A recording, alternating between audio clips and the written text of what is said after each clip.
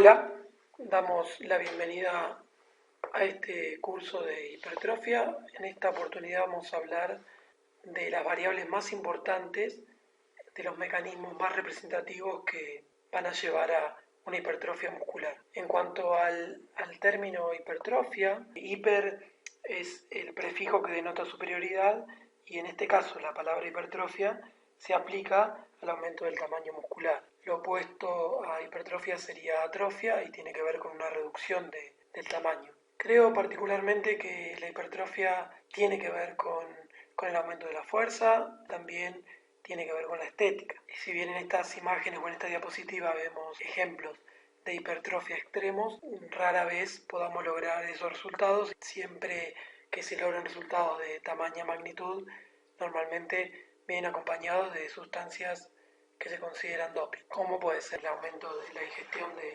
de hormonas anabólicas como la testosterona. Vamos a avanzar un poquito con la presentación. En esta diapositiva lo que se puede observar, no se asusten, es la complejidad de la cantidad de mecanismos de los que depende la fuerza. Es decir, nosotros podemos modificar factores estructurales, factores relacionados con el sistema nervioso, con el estiramiento y otras variables más, y todas pueden aumentar los niveles de fuerza. En esta presentación vamos a ver exclusivamente los mecanismos de los que depende la fuerza relacionados con lo estructural. Cada uno de estos mecanismos son los que van a representar a esta hipertrofia o este aumento del tamaño, crecimiento del músculo. Antes de arrancar a desarrollar esta temática es importante tener una visualización del músculo y las estructuras que lo componen. Vamos desde lo más pequeño a lo más grande. Entonces vemos que desde la anatomía se pueden considerar muchas estructuras. En el caso de la fibra muscular, en realidad es la célula. En este caso digamos que a la célula se la denomina fibra. La fibra está envuelta de tejido conectivo que se llama endomisio.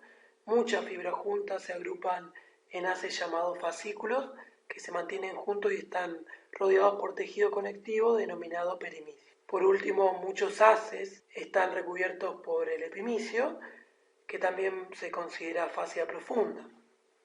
Todos estos tejidos transmiten fuerza, protegen a las fibras musculares del daño, en cierta manera, a partir de que las envuelven.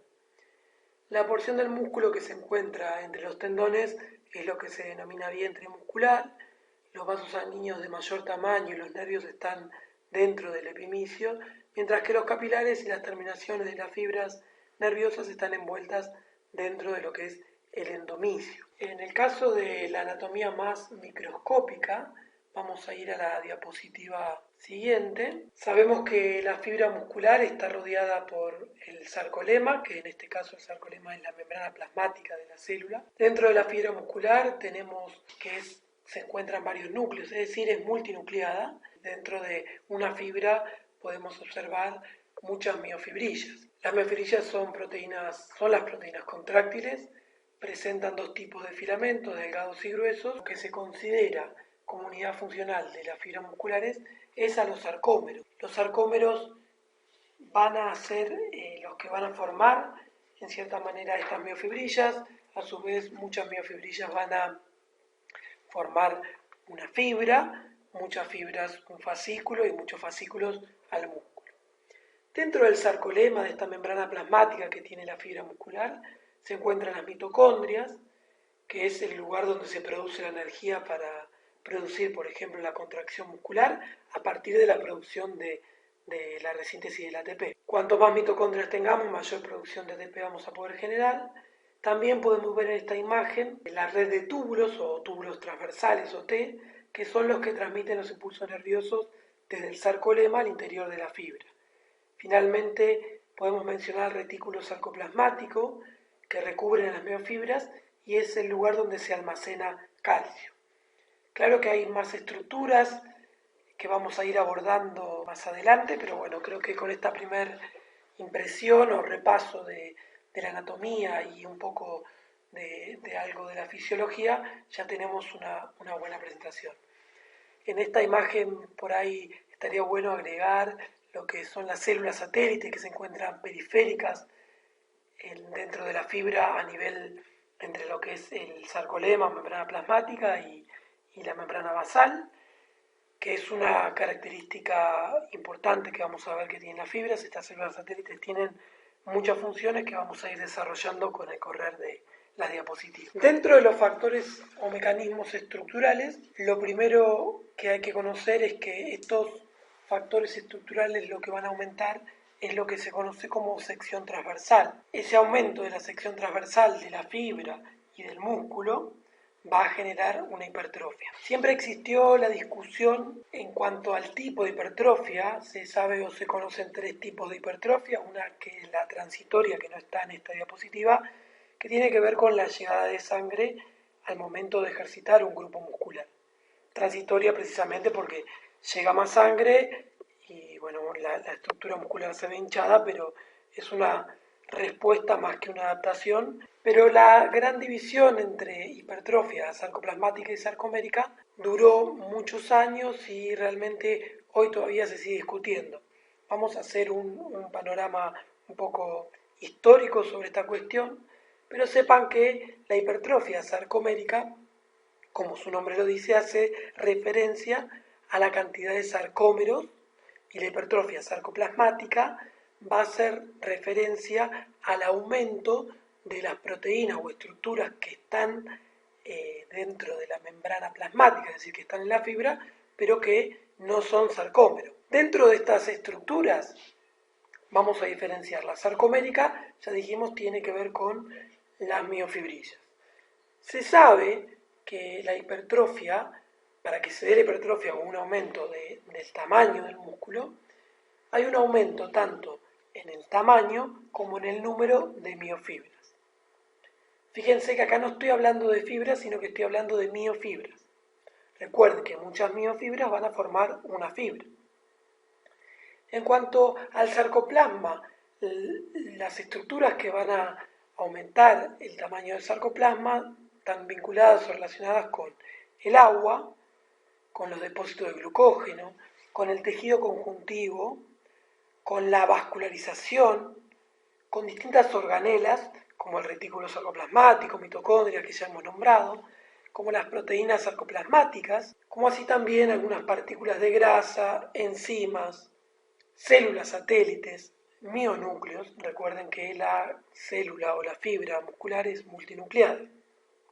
Todas estas estructuras van a aumentar el tamaño del sarcoplasma. Un poco más adelante vamos a definir bien si existe la posibilidad de aumentar un tipo de hipertrofia u otro por separado o si ambas se dan a la vez. A rasgos generales, sepan que un 80% de la fibra es miofibrilla y un 20% restante es lo que representa el sarcoplasma. Es decir, la célula muscular, la fibra muscular, tiene una alta proporción de estructuras como las miofibras o tiene una poca proporción de la parte sarcoplasmática. Esto tiene que ver con que se le da mucho espacio precisamente a las miofibrillas.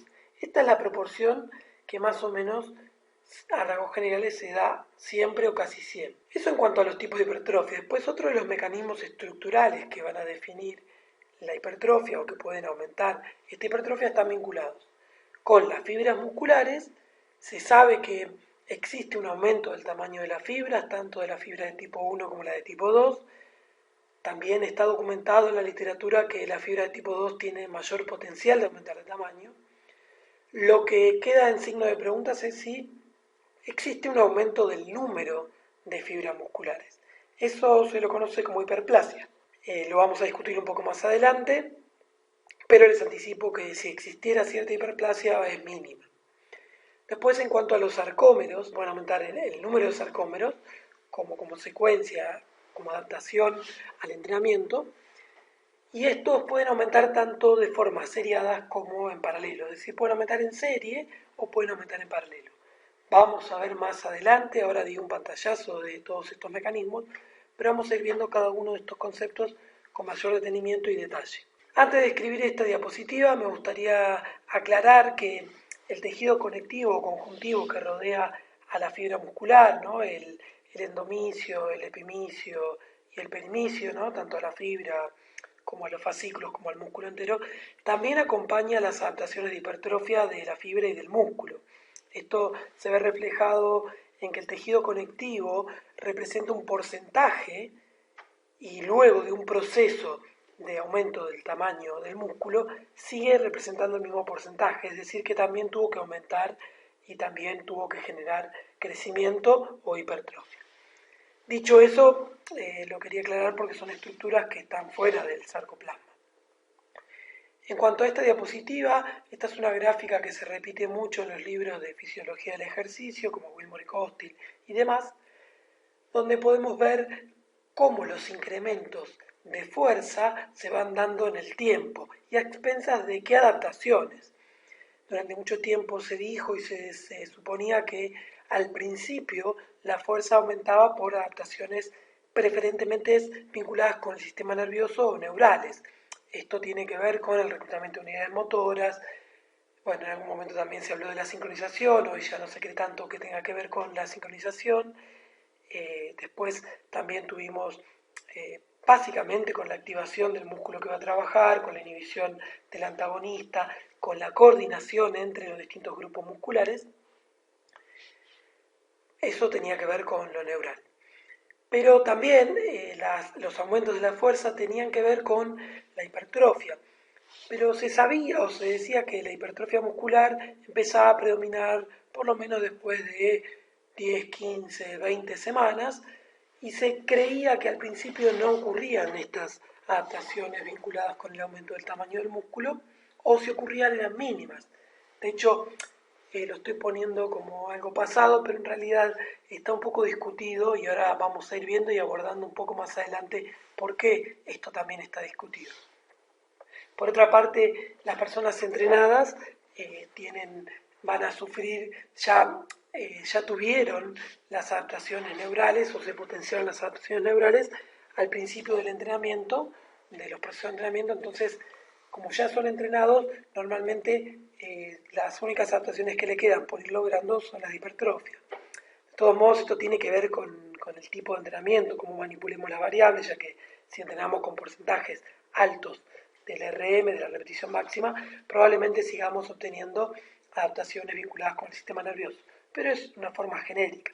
En el caso de un desentrenado, va a durar más tiempo el hecho de conseguir adaptaciones neurales.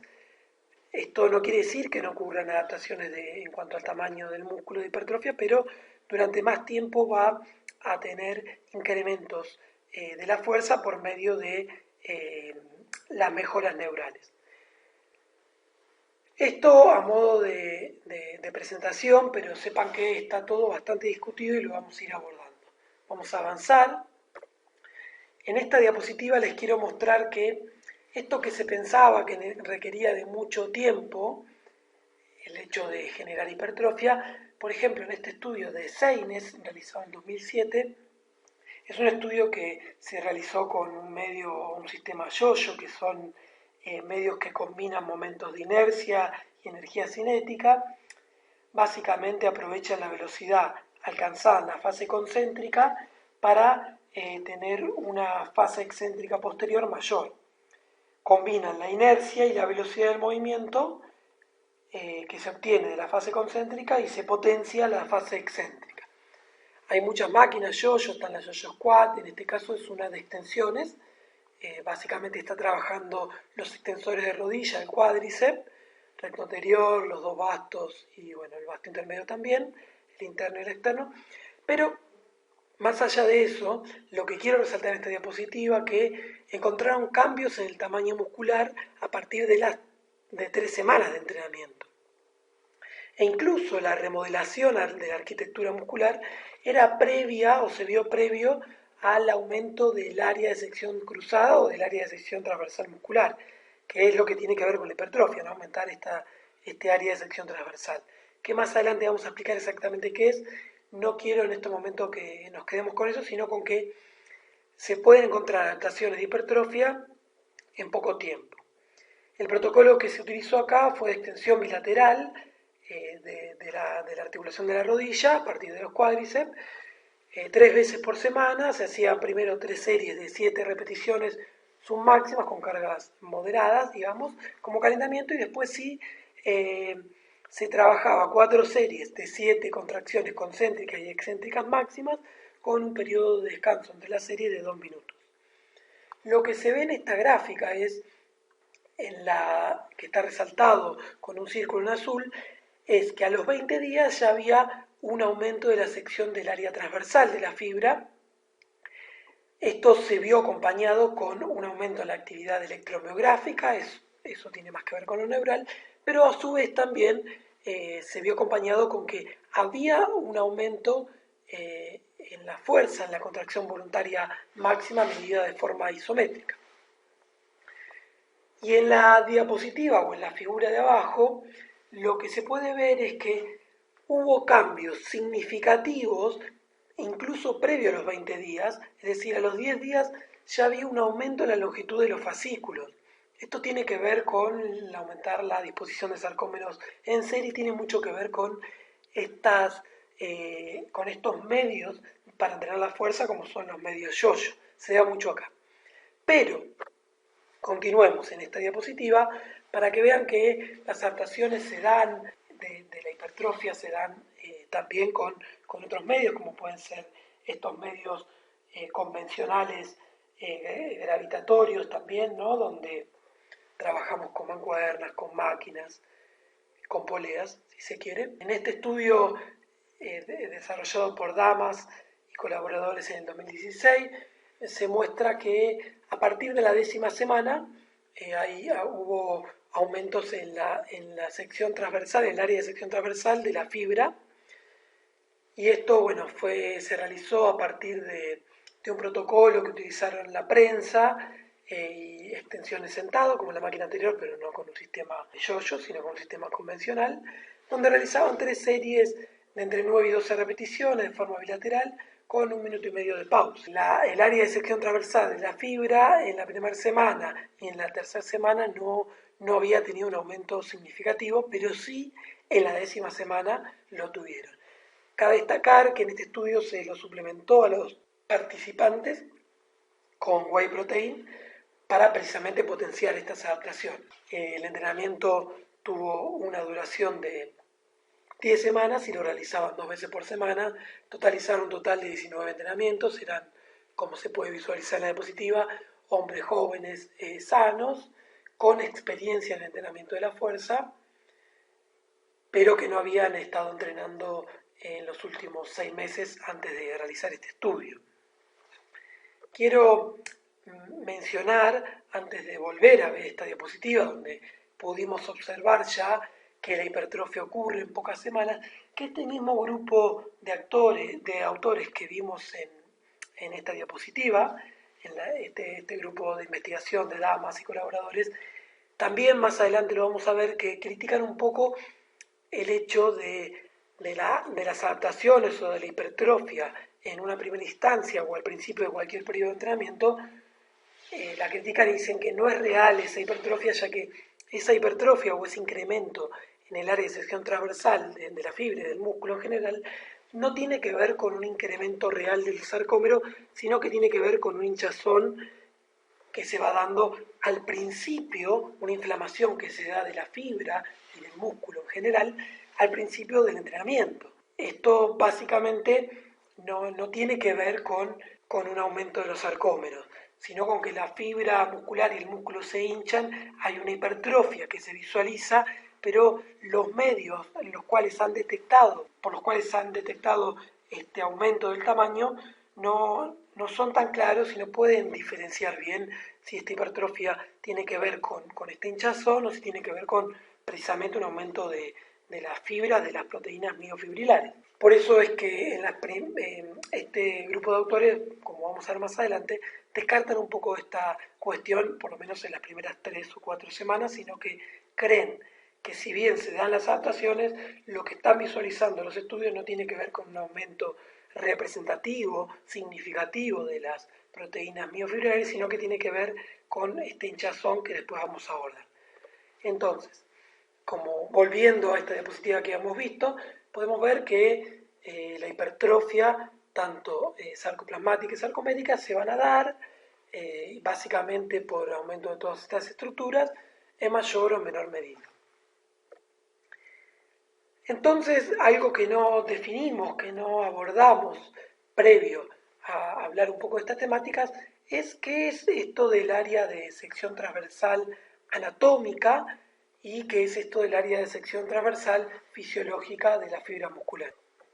Entonces, en esta diapositiva podemos ver hacia el lado de la izquierda lo que es el área de sección transversal anatómica. El área de sección transversal anatómica está definido o corresponde al área de sección transversal que es perpendicular a la línea de acción del músculo, en tanto que en la parte izquierda de la diapositiva tenemos lo que es el área de sección transversal fisiológica, que se define como el área de sección transversal que es perpendicular a la dirección de las fibras musculares. Acá tenemos una diferencia. Voy a tomar el resaltador para poder marcar algunas cuestiones y que lo puedan visualizar. Vamos a utilizar la función láser.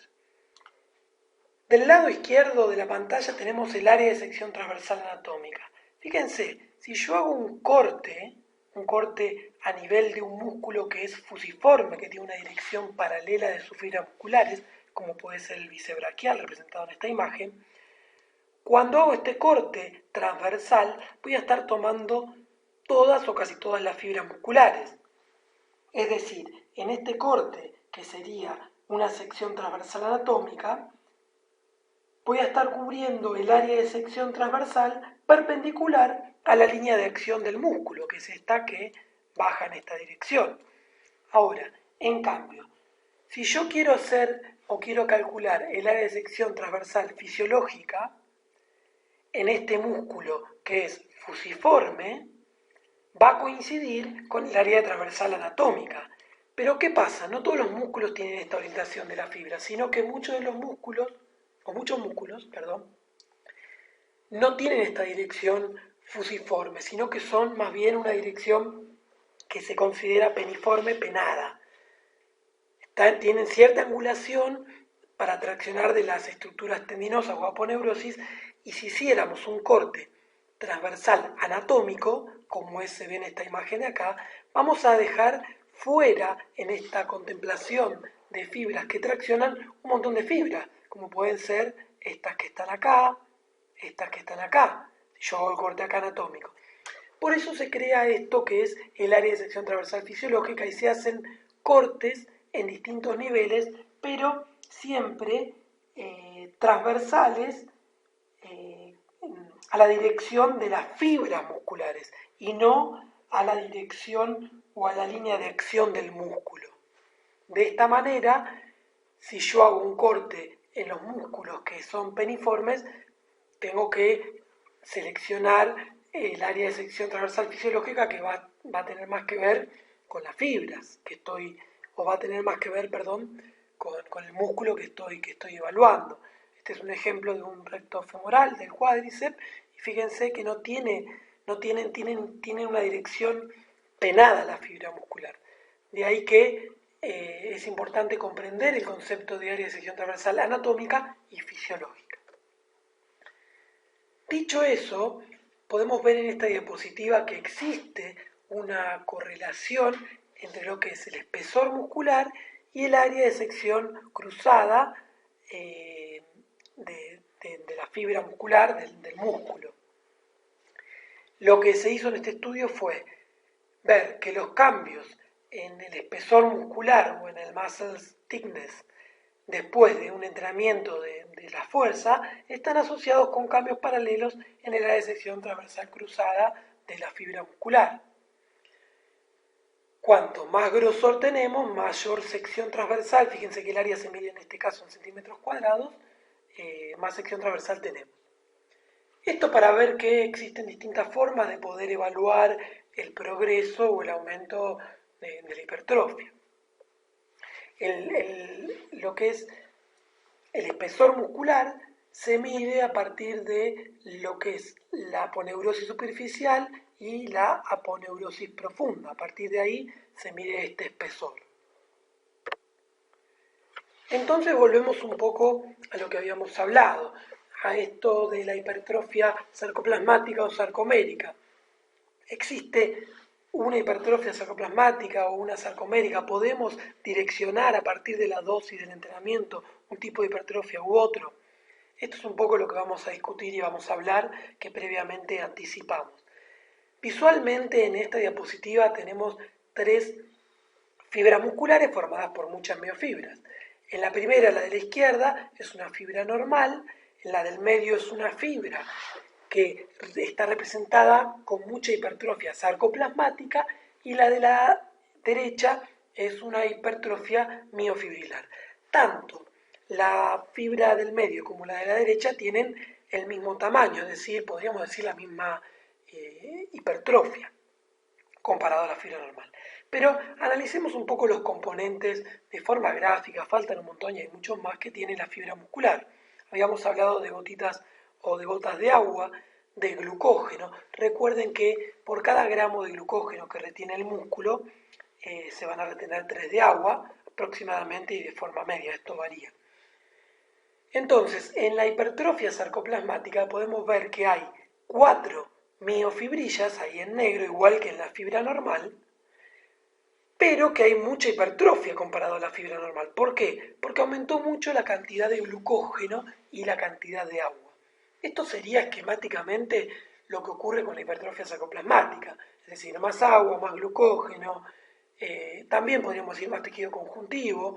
Recuerden que mucho el tejido conjuntivo rodea esta fibra, mayor cantidad de mitocondrias, una mayor vascularización representada en capilares. Todos estos factores y otros más, como retículos sarcoplasmáticos y todas las proteínas que están en el sarcoplasma, no las contráctiles, pueden representar esta hipertrofia sarcoplasmática. Pero en la imagen de la derecha vemos que la hipertrofia muscular es la misma, es decir, tiene el mismo tamaño, pero en este caso no es a expensas del agua, del glucógeno y del resto de las estructuras sarcoplasmáticas, sino que esta hipertrofia se da a partir de un aumento del número y del tamaño de las miofibrillas. Esto es lo que se considera una hipertrofia sarcomérica, una hipertrofia estructural, una hipertrofia, en definitiva, a expensas del aumento de la síntesis de las miofibrillas. En este caso, o en este ejemplo, tenemos más tamaño de las miofibras y un mayor número de miofibras. Esto es esquemáticamente la diferencia entre la hipertrofia sarcoplasmática y sarcomérica. Pero veamos si existe, si está, lo que dicen los estudios, qué es lo que ocurre.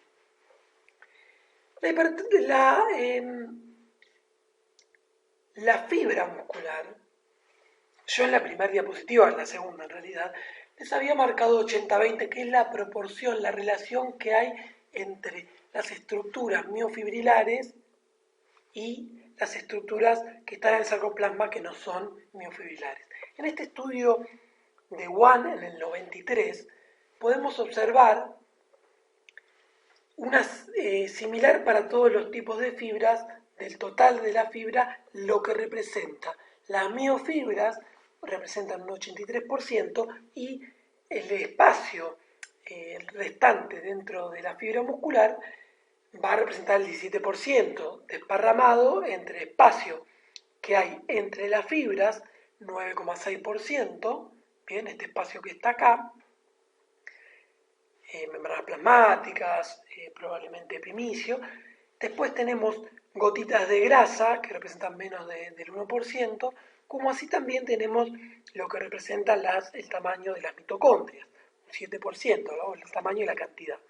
Entonces, para que vean que esta es más o menos la división de lo que proporcionadamente representa la parte miofibrilar y la parte que no es miofibrilar. Entonces, este mismo autor realizó un estudio. Los datos que mostramos previamente era lo que representaban el componente contráctil, las miofibrillas, y lo que representaba el espacio intercelular, las mitocondrias, las gotas de grasas y demás, más o menos en esa relación 80-20, específicamente este autor encontró un 83% y un 17% para las restantes estructuras.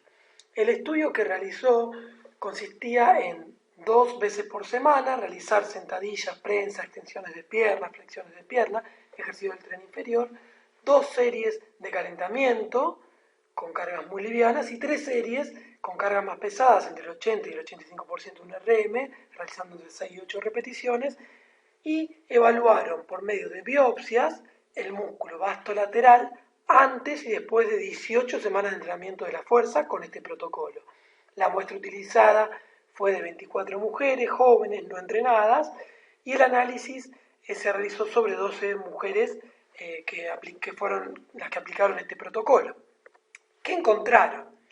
Básicamente, el área de sección transversal de la fibra aumentó. El volumen absoluto de las miofibrillas, el espacio intermiofibrilar y las mitocondrias aumentaron para la mayoría de los tipos de fibras, tanto las lentas como las rápidas y las intermedias, ¿no? 2A y 2B, o después veremos la clasificación. Pero los porcentajes de volumen relativo no cambiaron significativamente debido a la hipertrofia de la fibra correspondiente. Voy a volver a tomar el puntero láser para que vean que los porcentajes de volumen relativo no cambiaron significativamente debido a la hipertrofia de la fibra correspondiente. Aumentó el tamaño de las mitocondrias, el número de capilares por fibra y densidad no cambió, pero fíjense en la gráfica, lo que son las miofibrillas representaban en el grupo control 81,89% y después de entrenar seguía representando lo mismo. Algo parecido ocurrió con el espacio interfibrilar, 9,8, 9,69, 9,7. Lo mismo con la mitocondria, 7,7, 7,6. Es decir, los resultados demuestran que los componentes intracelulares de todos los tipos de fibra aumentan proporcionalmente con un aumento en el tamaño de la fibra. Esto es lo que concluye este autor en este estudio. Sigamos avanzando un poco. Este otro autor, Claassen, en el 89, quiso demostrar o mostró algo parecido. Fíjense, 6 semanas de entrenamiento de fuerza del cuádriceps, 8 hombres jóvenes sanos, resultaron en un aumento de la fuerza y del área de la sección transversal del músculo. Pero la distancia lineal entre los filamentos de miosina antes y después del entrenamiento, así como la relación de actina a filamentos de miosina, no cambió con el entrenamiento. Es lo que muestran estas imágenes.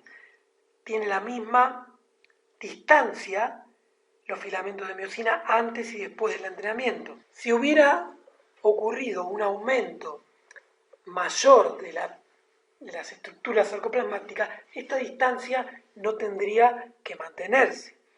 Es decir, el ejercicio de alta fuerza, de entrenamiento de la fuerza, no cambia la densidad de empaque de los miofilamentos ni la proporción de filamentos de actina y miosina. Pero, siempre hay un pero, en el 2019 aparece una investigación de Cody y colaboradores donde van a precisamente volver a poner este tema de la hipertrofia sarcoplasmática y sarcomérica en discusión. Mediante este estudio, lo que hicieron estos autores fue 3 días por semana durante 6 semanas, con personas entrenadas, 30 hombres, y analizaron 15.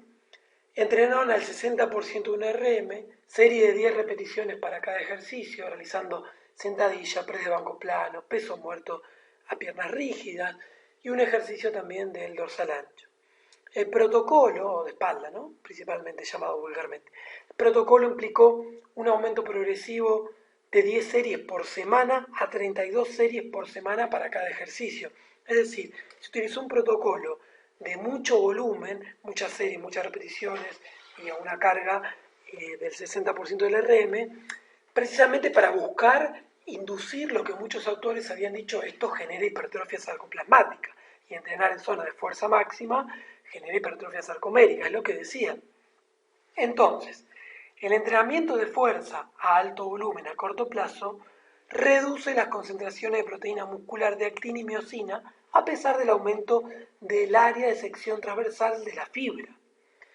Promueve la expansión sarcoplasmática con proteínas sarcoplasmáticas involucradas en la glucólisis y otros procesos metabólicos relacionados a la generación de ATP. Lo vincula al aumento de este sarcoplasmático con estas cuestiones vinculadas con la glucólisis. Entonces veamos, dentro de los resultados, en estas que dejo marcadas, podemos ver el contenido de proteínas sarcoplasmáticas previo y posterior a las 3 y a las 6 semanas aumentó. Pero fíjense que el contenido de la miosina, de la proteína de miosina, no solo no aumentó, sino que hay una disminución. Lo mismo ocurrió con la actina, 61, 47, 43. En el caso del contenido del glucógeno muscular, también aumentó levemente y algo parecido ocurrió con el contenido del fluido del músculo. Previo al estudio de Cody del 2019, tenemos el estudio de Meyer y colaboradores en 2015, que prácticamente apoya un poco lo que Cody descubrió en cuanto a la hipertrofia sarcoplasmática. ¿Qué es lo que hicieron Meyer y colaboradores?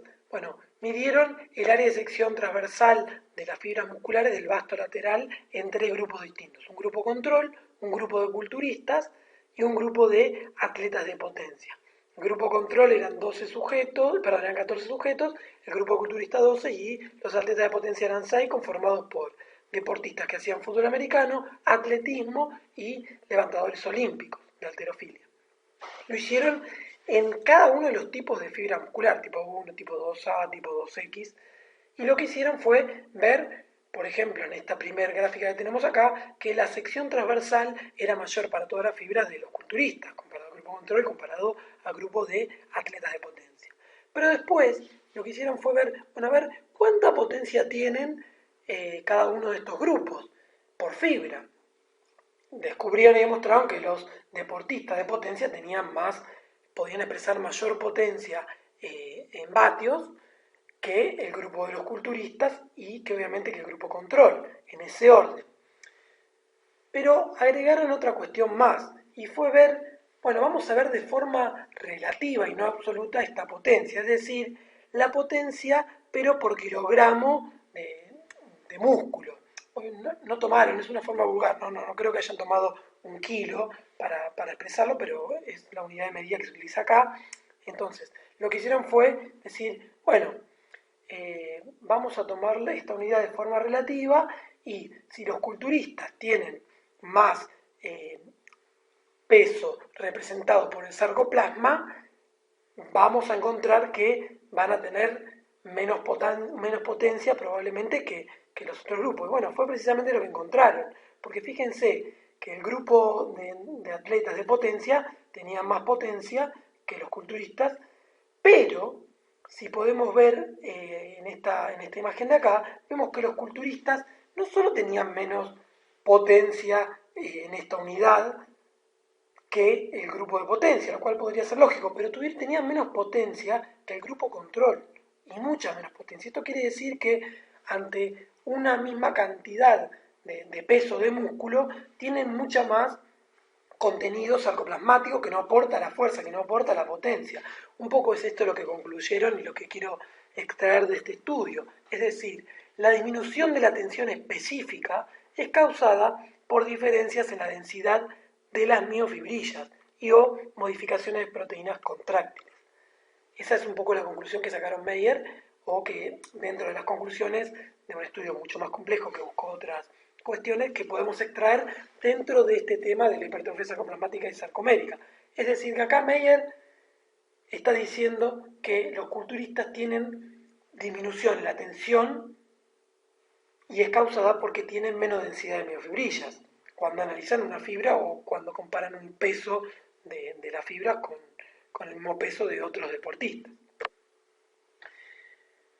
Para seguir aumentando un poco la cantidad de variables que pueden explicar las diferencias entre estos 3 tipos de hipertrofia, entre los que hacen levantamiento de potencia, en sentadilla, en peso muerto y en press de banco plano, y los deportistas que hacen levantamiento olímpico, halterofilia, y los culturistas, obviamente hay alguna diferencia en la hipertrofia. Obviamente que contemplar el hecho de que los culturistas consumen anabólicos esteroides y esto potencia este efecto, pero tenemos el estudio o esta revisión, más que un estudio es una revisión de Fry y colaboradores en el 2004, donde lo que hicieron fue ver en cuanto al tipo de fibras lentas y rápidas, cuánto tenían cada uno de estos deportistas en 3 grupos distintos. Entonces vieron que los deportistas que hacían levantamiento olímpico, estos de acá, tenían una mayor proporción de fibras tipo 2, muy cercano a este grupo estaba el grupo de levantadores de potencia, estos de acá, y en el caso de los culturistas tenían mayor proporción de fibras de tipo 1 o lentas que de tipo 2. Entonces, a partir de esto podemos pensar que dentro de las diferencias de la hipertrofia también tiene que ver con que los culturistas ya de por sí tienen una mayor proporción de fibras lentas y tienen más también hipertrofia, como vemos en la imagen de abajo.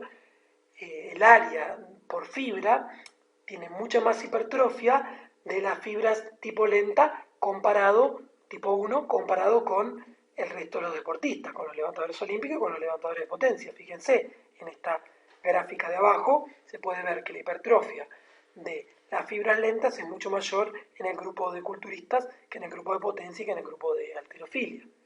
Esto un poco también puede explicar estas diferencias de la hipertrofia. De todos modos, como pueden ver, tanto los levantadores olímpicos como los levantadores de potencia tienen una hipertrofia muy significativa.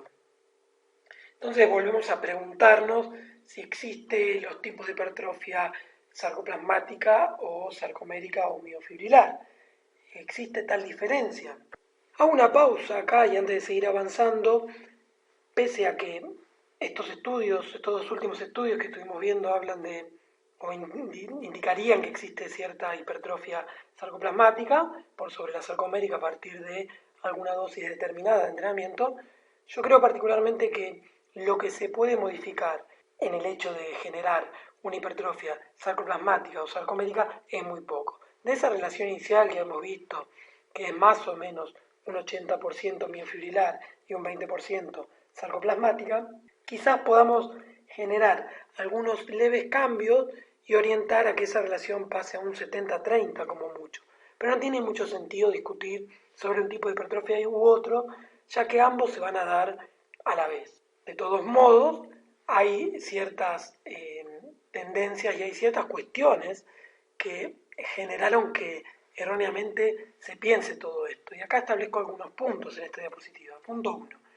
Los culturistas tienen más músculos que los que hacen powerlifting y halterofilia, pero tienen menos fuerza. Entonces, punto 2. La manera en que entrenan está produciendo hipertrofia sarcoplasmática y por eso tienen músculos grandes pero sin fuerza. Punto 3. Hay que entrenar con cargas ligeras y muchas repeticiones para hipertrofia sarcoplasmática. Ese es el pensamiento general que nos lleva a pensar eso. Pero yo creo que lo que puede ser es distinto. Y es que los powerlifters a altos porcentajes del RM tienen más fuerza en sentadilla, en peso muerto y en pre de banca que los culturistas y que cualquier otro deportista que no compita en esto. Pero es muy probable que los culturistas sean más fuertes en porcentajes de RM medio, que es donde habitualmente entrenan, porcentaje del 60-70% del RM, en otros ejercicios que no sean esos que están ahí, como puede ser una elevación lateral para deltoides, en extensiones de pierna, en flexiones en camilla, en aperturas con mancuerna y un largo, etc. Y esto se da por la especificidad de la carga, no solo por el porcentaje en el que suelen entrenar, sino también por los ejercicios que suelen utilizar. Sigamos un poquito. En este caso tenemos el estudio de Mitchell y colaboradores, donde 18 hombres sanos, jóvenes, de 21 años de promedio, una estatura de 1,76, 73 kilos, voluntarios, eran recreacionalmente activos, entrenaron durante 10 semanas entrenamientos unilaterales, voy a tomar nuevamente el puntero láser, entrenamientos unilaterales de fuerza a la extensión de rodilla, con una sola pierna entrenaban. Cada pierna se asignó aleatoriamente a una de las 3 condiciones posibles de entrenamiento unilateral. A saber, eran extensión de rodilla realizando al fallo, es decir, que no quede ninguna repetición por hacer, el fallo voluntario, al 80% de un RM, una única serie, al 80% del RM, 3 series, o al 30% del RM, también 3 series. Inmediatamente después de cada sesión de entrenamiento, los sujetos consumían una fuente rica en proteínas de alta calidad, esto para ver o para potenciar las adaptaciones que querían evaluar. En realidad traigo este estudio para que vean la especificidad de lo que ocurre comparando un protocolo al 80% con un protocolo al 30% del RM, que es probablemente evidenciar un poco lo que tiene que ver con lo que ocurre con los grupos que entrenan con alto porcentaje, con los que entrenan comparado con los que entrenan con bajo porcentaje. Podríamos extrapolar esta referencia al entrenamiento de los powerlifters que entrenan con altas cargas y de los culturistas que entrenan con cargas más bajas. ¿Qué ocurrió o qué pasó en el pre y en el post?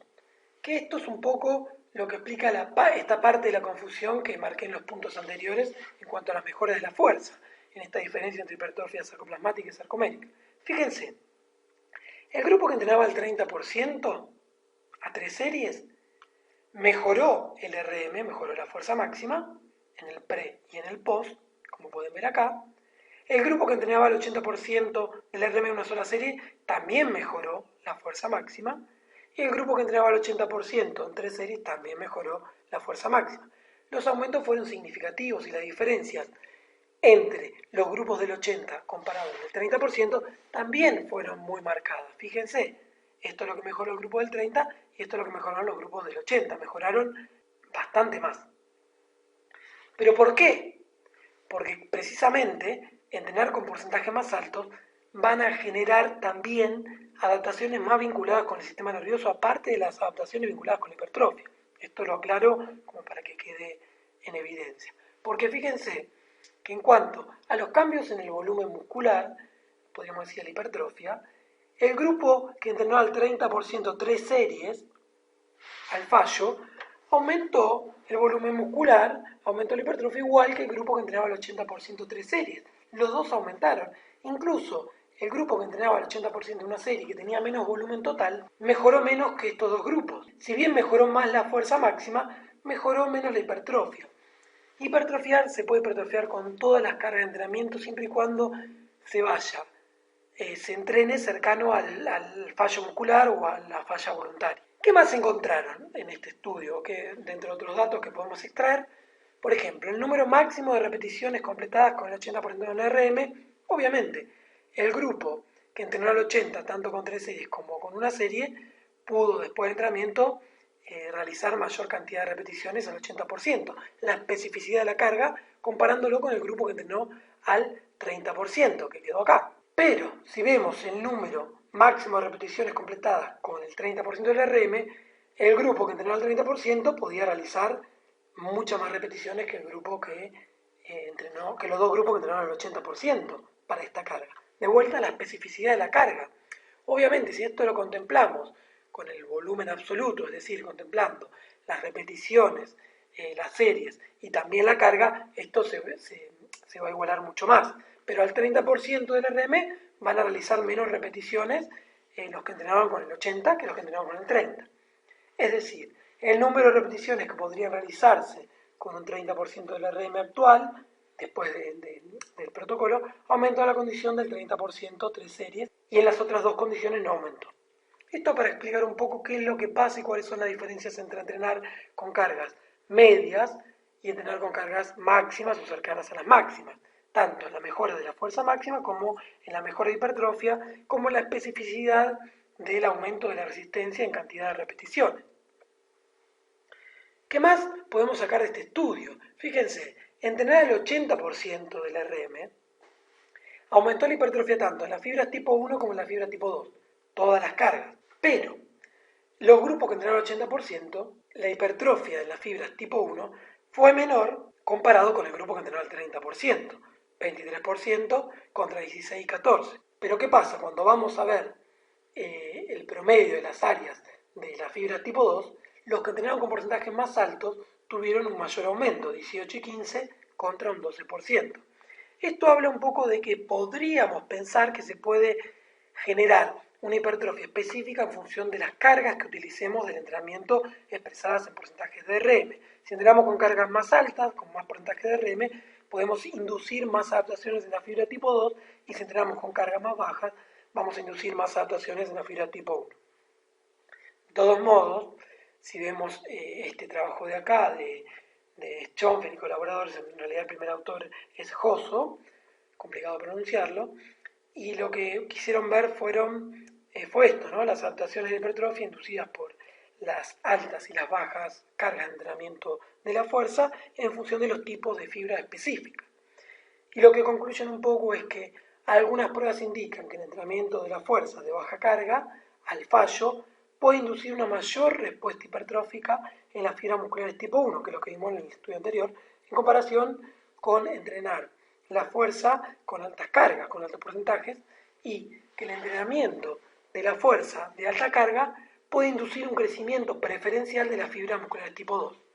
Pero actualmente no hay evidencia suficiente para llegar a una conclusión firme sobre los cambios que ocurren a nivel de la fibra muscular con diferentes esquemas de carga.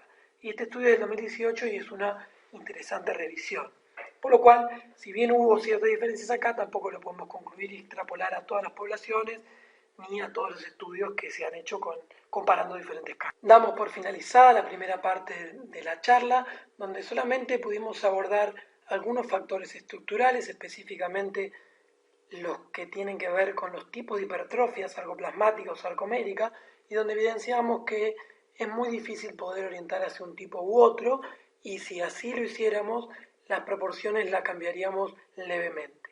Pero bueno, se pudo ver que tanto el número como el tamaño de las miofibrillas va a aumentar, como así también todas las proteínas sarcoplasmáticas, el contenido que hay dentro del sarcoplasma y el tejido conjuntivo. En las siguientes clases abordaremos otras temáticas.